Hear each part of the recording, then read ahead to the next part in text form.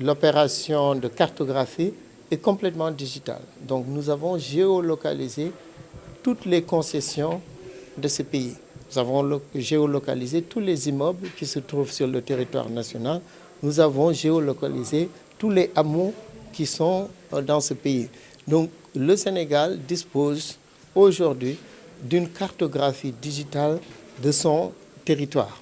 Et vous voyez ce que ça donne comme information si maintenant on y appose la population, sa structure, sa composition. Donc ça vous donne des éléments extrêmement importants pour la planification du développement économique et social du pays. Nous sommes une agence qui a pour vocation de collecter l'information, de la traiter et de la diffuser comme vous faites, vous journalistes. Et cette information est disponible pour tout le monde. Viennent et se posent la question sur dans quel secteur je vais investir. Je peux avoir un capital, mais vouloir investir au Sénégal et me demander où est-ce que je vais investir.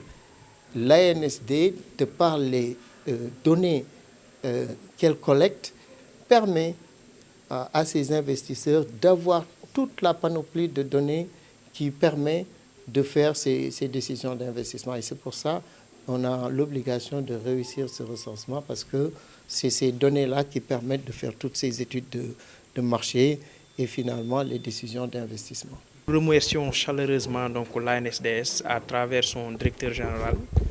C'est lui qui nous a permis aujourd'hui de savoir l'impact de ce recensement. Parce que franchement, c'est eux qui nous avaient sollicité pour leur aider à pénétrer les ménages, donc entrer dans certaines maisons.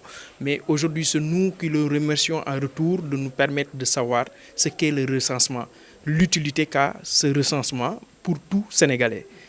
Comme moi, comme un Sénégalais lambda, tout le monde est concerné. Et c'est à travers ces échanges qu'on a su que ça revêt une importance capitale quand même.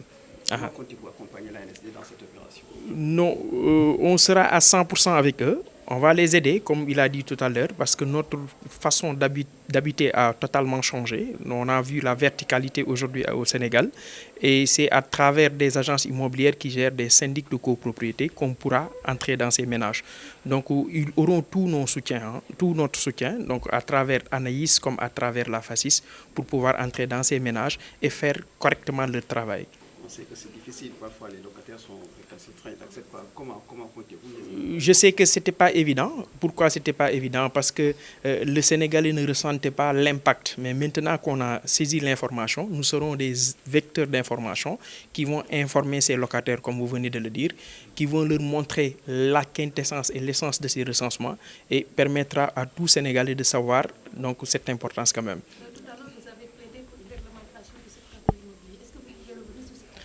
Mais très bien, je savais que vous allez me poser cette question quand même. Donc c'est un besoin qu'on a ressenti au sein de notre secteur.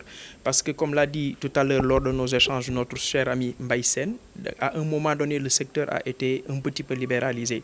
Et c'est ce qui a amené cette saignée aujourd'hui. On a vu tout le monde est devenu agent immobilier et qui est un manque à gagner énorme. Et qui va... empêcher, je dirais empêcher même nous autres acteurs de savoir qui est le bon agent immobilier, qui est réglo et qui n'est pas réglo en quelque sorte. Et cette déréglementation n'est pas bénéfique pour tout le monde. Quand je dis tout le monde, même l'État a un manque à gagner énorme sur cette déréglementation. C'est pourquoi nous acteurs, ce que nous demandons au sein de nos deux organisations, c'est d'être réglementés à nouveau, à demander à l'État de nous appuyer à réglementer un petit peu le secteur. Nous, pour les recensements, c'est ce que j'ai dit tantôt. Auparavant, on ne comprenait pas, mais lors de ces échanges, on a tout compris. Que nous sommes un vecteur d'information qui doit aider. Parce que aider l'ANSD, c'est nous aider nous-mêmes. Parce que ces informations vont nous servir dans le futur. Comme l'a si bien dit le directeur tout à l'heure, ces indices qu'on aura dans le futur vont nous permettre d'avoir des projections avec des futurs investisseurs qui vont venir et investir dans notre secteur d'activité qui est l'immobilier en quelque sorte. Donc rassurez-vous, nous serons un accompagnateur, nous serons quelqu'un qui va aider l'ANSD à réussir cette mission quand même.